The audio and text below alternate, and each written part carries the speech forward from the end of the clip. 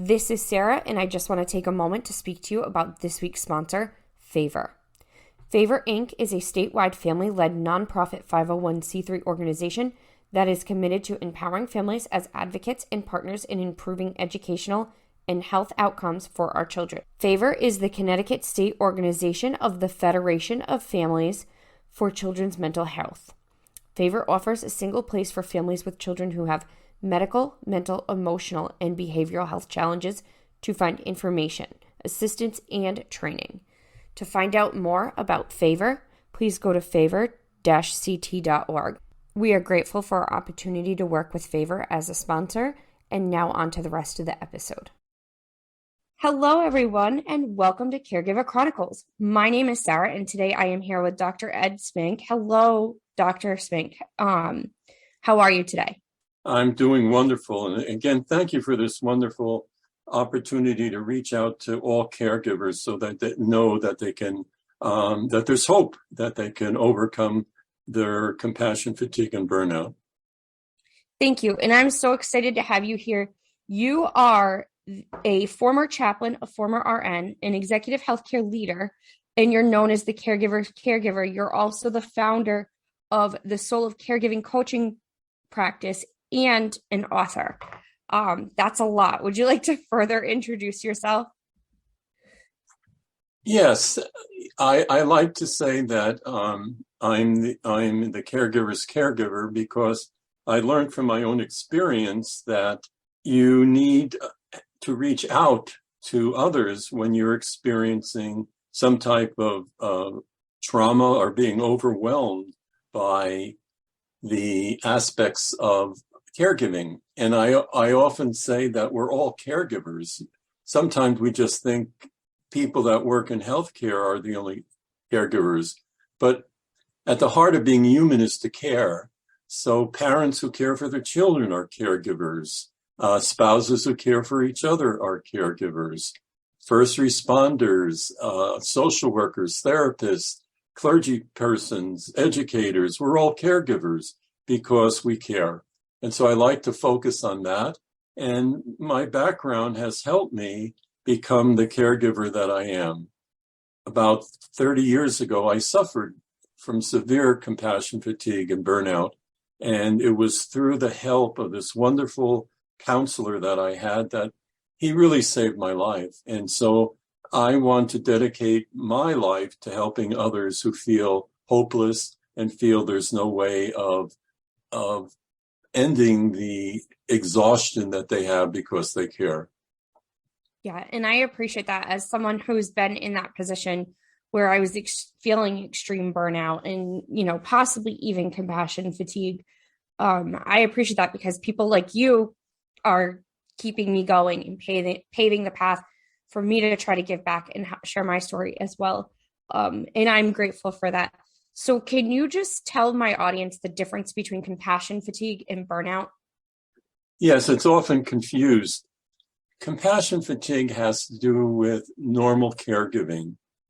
It's something we love to do. A mother loves to be a mother. A father loves to be a father. Educators love to be educators. Nurses and doctors and therapists and clergy people love the work that they do. And it's because we love the work that we often get into what's called compassion fatigue. Charles Figley wrote a book called Compassion Fatigue. And what he says is, we are all caregivers because we care. And because we care, we experience compassion fatigue. And we pick up vicariously the traumas of those we care for. And it's important to know that because we care. Compassion fatigue is because we love what we do, but we get exhausted and we don't take care of ourselves. And caregivers are notorious, and I was too, in not taking care of myself. And so we get into this place of severe exhaustion.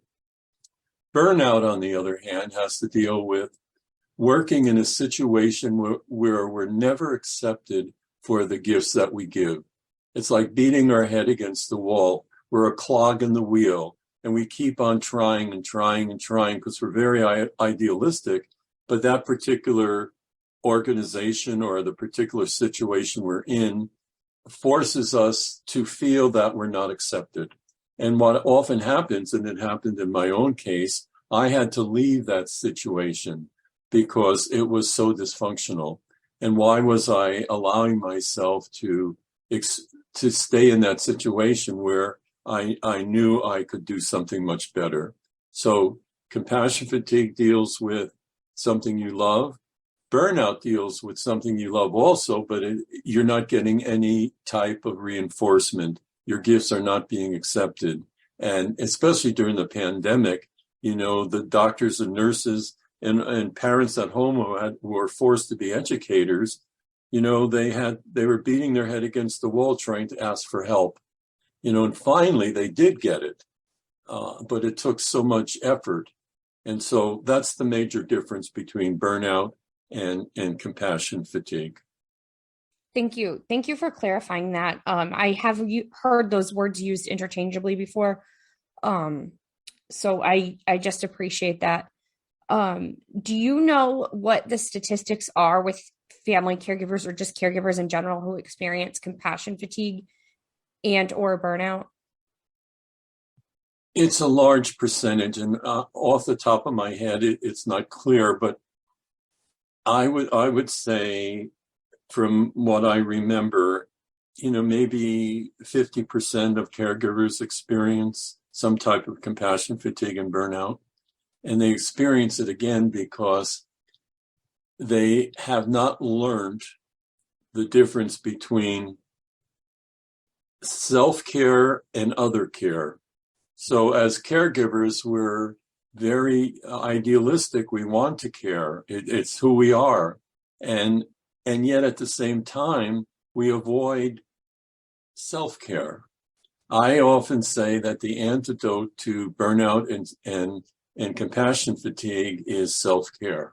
And I call it soul care because it deals with the capacity to get in touch with the deepest parts of who we are as a person. And I call that soul. That we could call it a conscience, or we could call it getting in touch with our higher power, however we want to determine it, but it's that spark in us that leads us to do the work that we do. It not only leads us, it refreshes us. And so oftentimes I'll ask caregivers, are you a better person because of the work that you do? And they say, yes, I am. But what they don't do is that they don't stop and reflect on that. That's the soul food, is reflecting on the fact that I really did a good job, and I really appreciate myself. It's not that I have to keep on proving who I am. It just reinforces who I am, and it's not a sense of a life work balance. It's a sense of I'm the same person who caregiving as I am doing other things. It's not dualistic. Exactly. And there are so many caregivers who their life outside of their job is also caregiving for children, a grandparent, parent, a spouse, a sibling, whoever. There's always that overlap. And for those people, to them, sometimes self-care is what they would consider self-care would be taking a shower without someone knocking on the door. And to me, I decided not that long ago that that's not self-care, that is basic hygiene that I am absolutely entitled to, and that self-care is that step above. It might be listening to music while I'm in the shower and having a dance party, or lighting an incense or a candle to kind of make it feel more spa-like or relaxing. Would you agree that your basic needs are not self-care? I would say that, and I would also say that oftentimes caregivers don't take care of their basic needs. And so right from the get-go, it could be the start of real self-care. I'm going to take a longer shower. I'm going to take a longer walk. I'm going to do something that I've been put off for years. Like, I really want to read that book, but I just never have the time. The irony is that we do have the time. We just have to manage it better. And that means a letting go of that. I almost use the term addiction. We can become addicted to self-care, whereas we don't give ourselves time to be who we really are. I mean, who we really are is because we care, but how do you turn that around to say, if I care for others, I can use the same skills to care for myself? It's not different skills, so the same skills. So just as I'm ready and willing to do so many things for others, I can be ready and willing to start doing something for myself. Often caregivers, and I've had that experience, and you may have the experience that we feel guilty. Oh, what do you mean I can take care of myself? Or we feel that we're being selfish. Well, I remember dealing with a client once who spent years taking care of her father who had Alzheimer's, and she always felt guilty and if she's just paused and took care of herself. She also felt, am I being selfish? So where does that come from? I think it comes from our culture that says we always have to be perfect. We always have to be, open to take care of others instead of, let's take care of ourselves. In the Hebrew and Christian scriptures, it says, love your neighbor as you love yourself. Wow. Did you get up this morning and look in the mirror and say, wonderful are your gifts, O Lord? You knit me in my mother's womb. That's from one of the Psalms. Then it says, wonderful. Did you wake up feeling wonderful? Can you allow yourself to feel that energy of giftedness that you are being created, and no matter what your spiritual tradition is, that you feel wonderful in light of who your higher power or God is. So it's an important aspect. And I often say, and I like the distinction you said about hygiene, but I like the focus that it's step by step. So in the beginning, it might be, I'm going to take care of my hygiene. You see, whereas I put it off, I don't shave as much as I should, or I don't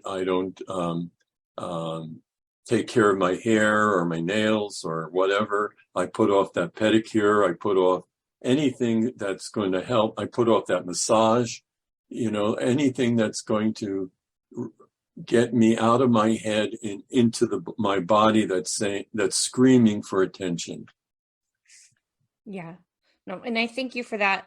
Just because I see so many caregivers who don't have time to go to the doctor, and it's to them, the doctor is self-care. And it's like, I think that's your basic, going for your checkups and your doctor's appointment as a caregiver are so important, because how are you going to survive long enough to take care of the people you take care of? You get them to every single appointment they need to be. You need to make sure you're doing it for yourself too.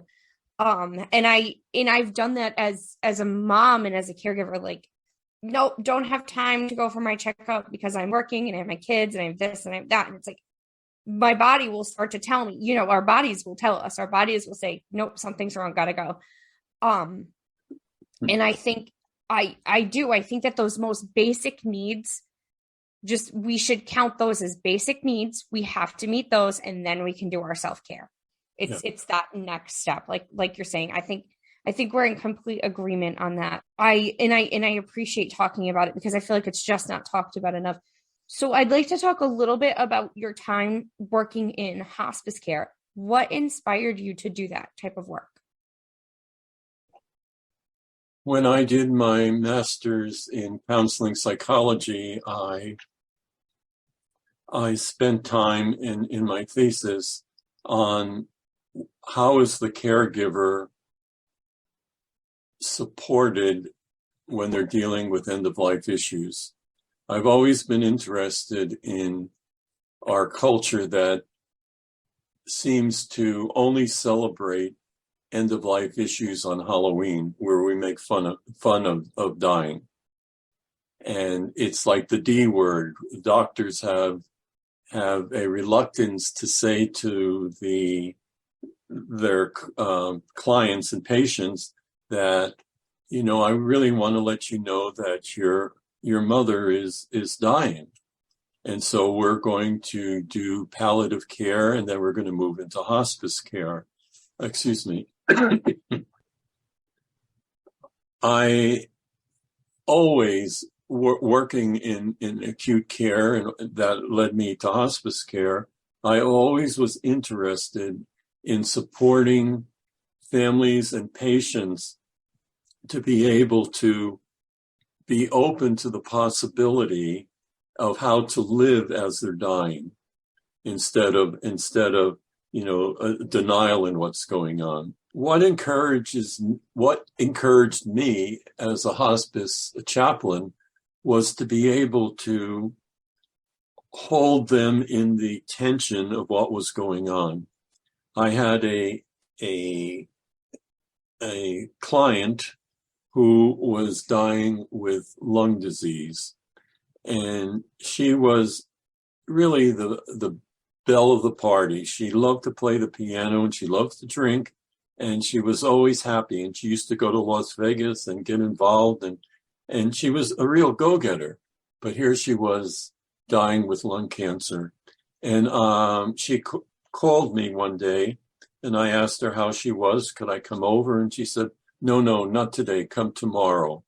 I'm feeling really down. And so I said, okay, I'll come tomorrow. I made sure she was okay. And so I went there tomorrow, the next day, and I said, what's happening? And she said, I feel, excuse the word, crappy. Well, she didn't use crappy. She said something else. And I said, why? And she said, because I talked to my children that I was dying, and they wouldn't accept it. And so I asked her,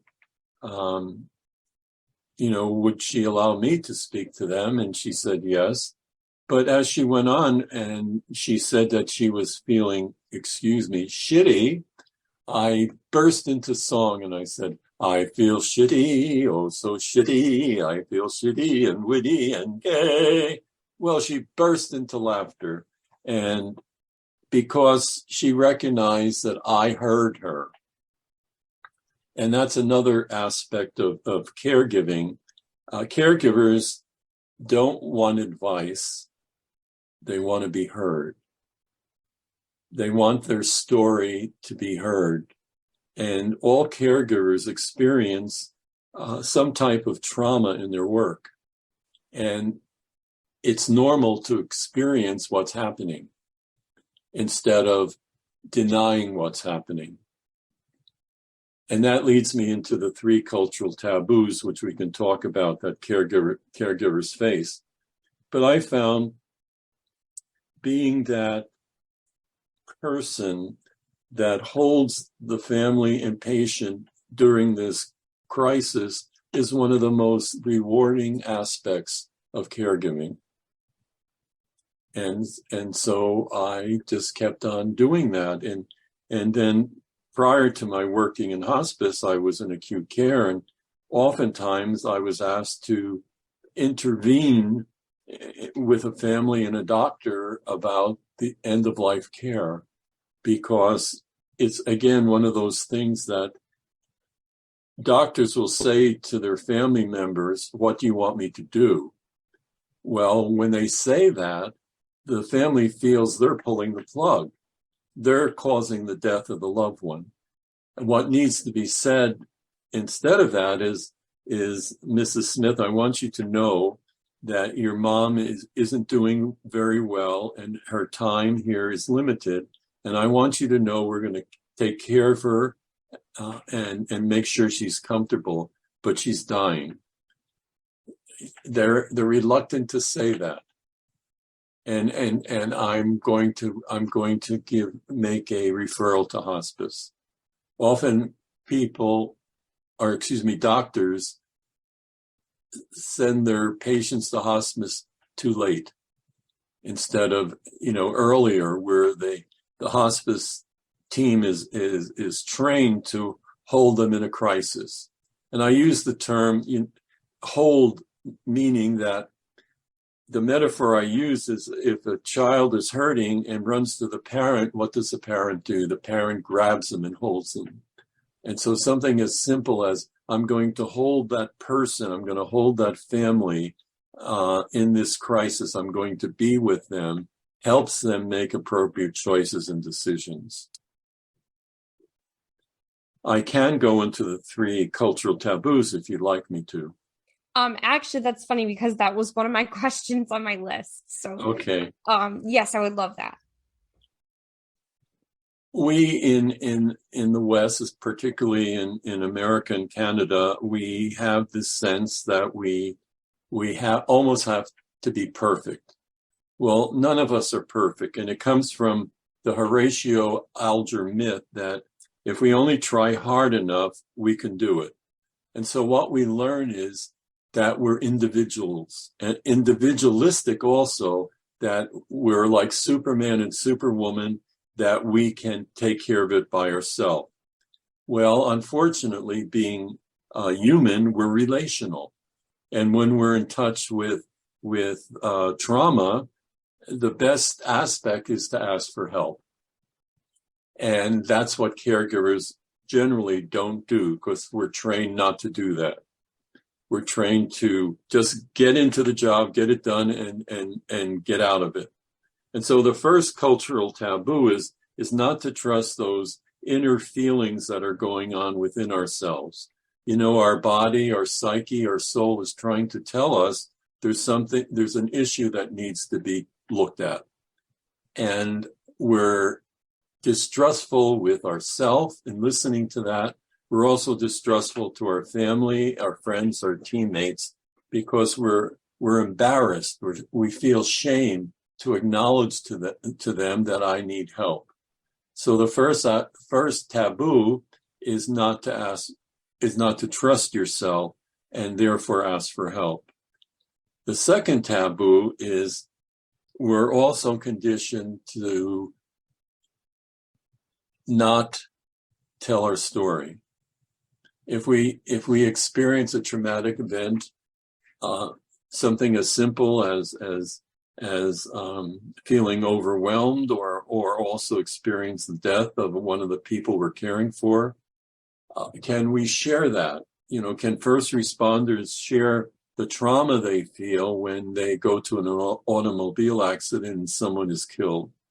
And so the sense is that if we acknowledge what's going on within ourselves, we're weak. We're not up to the job.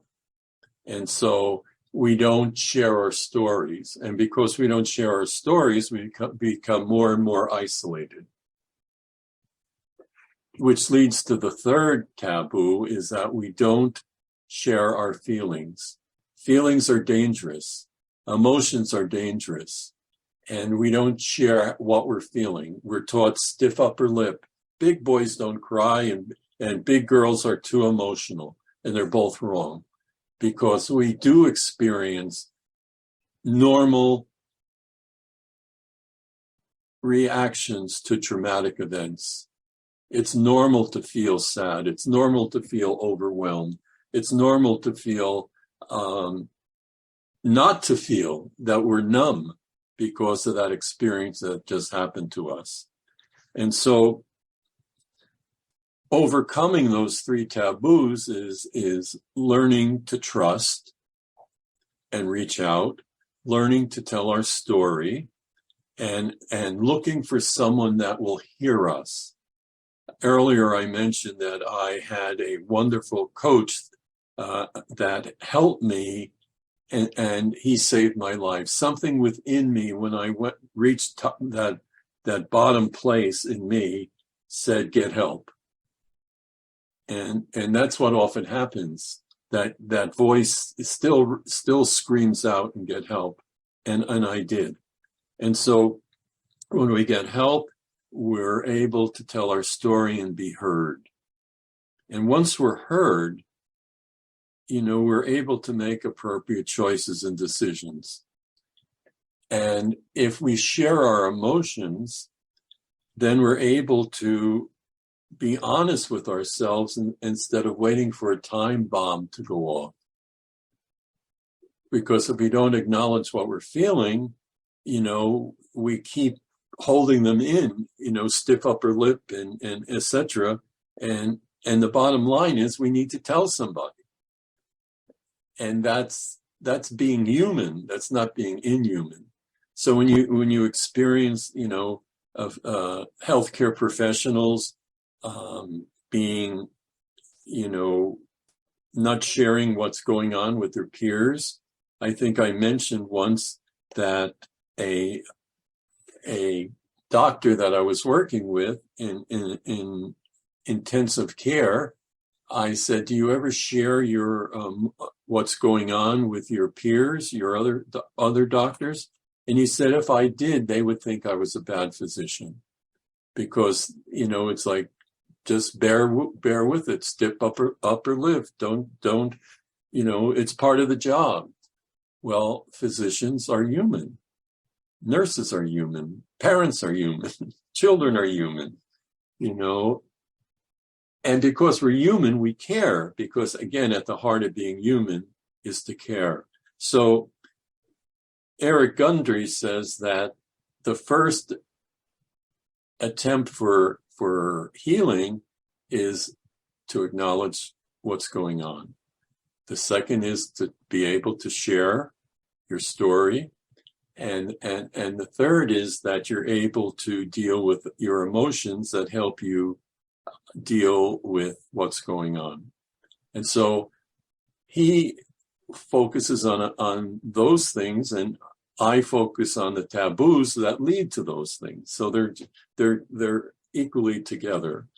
And when we allow ourselves, again, this process isn't as quick as we like it to be. It took me about 3 years to get back to normal. And I had this coach, Leo, that helped me. And each year I would see him less and less and less as I was making these appropriate decisions. And so it's not like being knocked off my horse and all of a sudden I understand what's going on. It's rather the more I allow myself to feel and to reflect and to trust, the more I'm able to overcome that exhaustion. When I saw Leo, I after a month, I said, where am I on the scale of 1 to 10? He said, you're at level 8 or 9, and I consider 10 irreversible.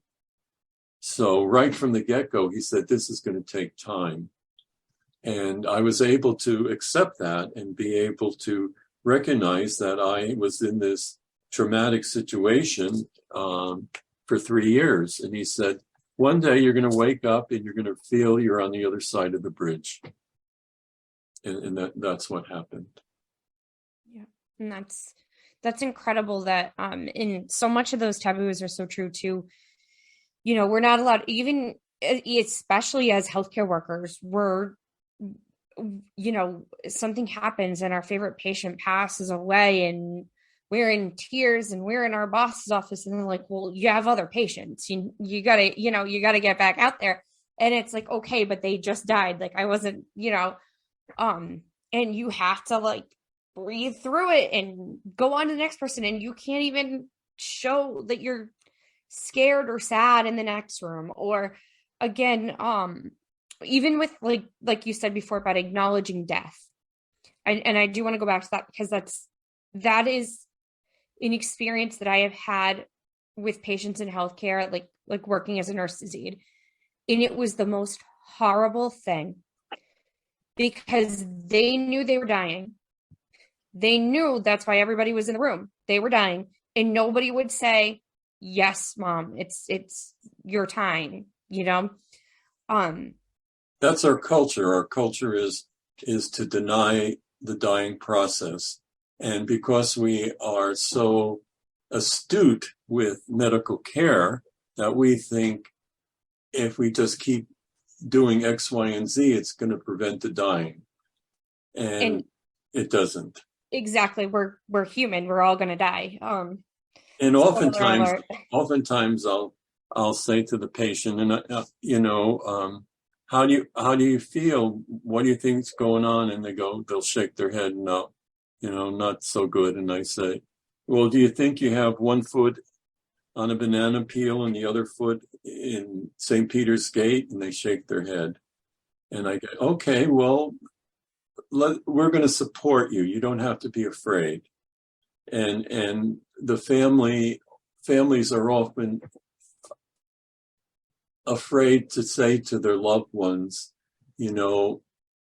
or say to themselves, I really don't want you to die, but I know you are.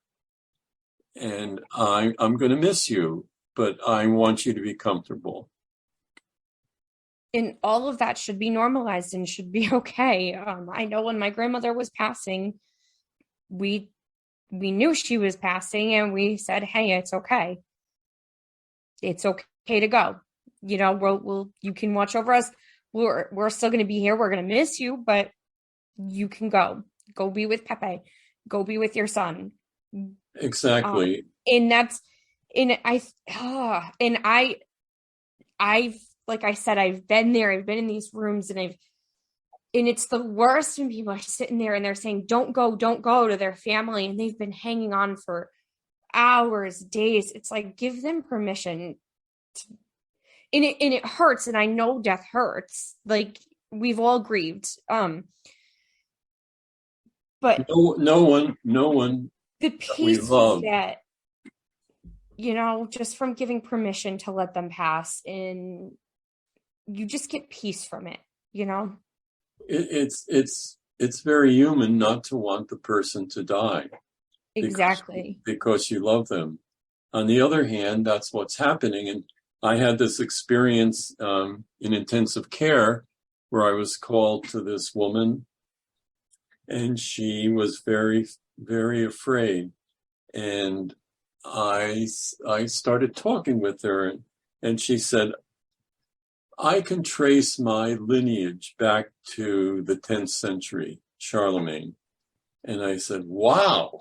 And she was talking about it. And I said, just think of all those people in heaven. She was Christian, so I was able to say that. Just think of all those people in heaven that are praying for you and waiting to see you. And she lit up, and we said some prayers, and then I left. And a half hour later, she died. Because she felt comfortable that it was okay. Yeah. And that's just so important, offering that peace to someone. And it's so precious. It really is. End of life care is, I always thought of it as more of a privilege than just a specialty in healthcare. I It think is a privilege. it's It a is a privilege. privilege. It's a privilege to be there. And it really is. It's sad. Yeah. And it can be gruesome sometimes. I don't want to candy coat it and say everyone dies peacefully with a smile in hospice. That's not true. Sometimes there's fluid involved, it's not always pretty, but it's life. And, like the seasons change, and the leaves on the trees die and fall down. We all got to go to make room for what's next. It just is. But I do want to change gears a little bit and talk about your book. Your book is called The Soul of Caregiving. Can you tell us more about it? When I did my doctoral thesis on healing and caregiving, I became aware of the importance of soul. And I became aware of what is it in a person that helps them cope with traumatic events. And as I was expressing this to a consultant to write a book, he said, "It's all about soul, isn't it?" And I said, "Yes." And that's where the title came in, The Soul of Caregiving, a caregiver's guide to healing and transformation. And when I finished my dissertation, one of the readers said, "When are you going to write the book?" And it was like, someone saying, "When are you going to write the book? When are you going to write the book?" And that was in 2010. And I struggled with that until 6 years later. I woke up one morning and I said, "It's time to write the book." And I said, "Well, what do you want to write about?" And 10 things came up, and those 10 things are the chapter. So the first has to do with what's the dance that caregivers experience between self-care and other care. So that's the tension. It's a dance. And then I talked about, well, how can you get in touch with that inner part of yourself? So what is soul? And I talked about that as the animating force within a person. And it doesn't have a religious connotation, it has a spiritual connotation. And then I talked about, well, how do you get in touch with that? How do you deal with the conflicts between your left brain and your right brain? The left brain saying you need to be extremely professional and competent in the work that you do. I don't want someone who fixes bicycles taking care of me in surgery. Okay. On the other hand, can that surgeon use his right part of the brain to be compassionate and caring and personable to hear the story of the person they're taking care of? I recently had an experience with my partner's surgeon, who was extremely compassionate. And I was so overwhelmed by it that, I gave him my book and I said, you really put into practice what I wrote about. And so he was happy with that. I talked about hospitality. I talked about the fact that, as caregivers, we respond to the person in need. We do that naturally. And then I talked about how that begins a relationship. So that's the second aspect or attitude of hospitality. And then I realized as I was writing a book, there was a third aspect of hospitality, which has to do with how does this interaction with this person affect me? That's what we don't do. We don't listen to those wonderful moments of gratitude, knowing we've done a good job that supports us when we're dealing with difficult situations. And so I talk about hospitality. And again, we don't reflect, so therefore we don't allow those precious moments to strengthen us. I talk about reflection. What is reflection? And you can experience, holding your child for the first time, or a grandparent holding a child. You can talk about taking a walk in the sunset, or walking on the beach, or going to the mountains and nature, how it inspires you. And so we often go from task to task to task to task. And the example that you gave of, going to your supervisor and saying, this really affected me, is an example of the healthcare system that doesn't say, well, I'm going to have Emily, or I myself are going to cover your patients while you just take a walk around the hospital, something like that. And when I was dealing with a particular caregiver, and she was getting care and debriefing, her teammates called the debriefing session a crybabies club. And so again, that's, if you show any type of need or emotion, it's considered inappropriate. And so then I talked about, that we're wounded healers. We're not perfect. And the ancients tried to acknowledge that we weren't perfect. We're not gods. And how often we meet people that think they're God. We do godly work, sacred work, but we're not gods. And so that's a whole big awareness that we can show our weaknesses. We can show our vulnerability. And the more we are vulnerable, as a deaf psychologist, Marion Woodman, says, that when we're in touch with that vulnerability, that's when the gods appear. I talk about a practice. What is a self-care practice about? We can talk about the practice of being a doctor, a dentist, a caregiver, a mother, father, etc. But do I make caregiving a practice?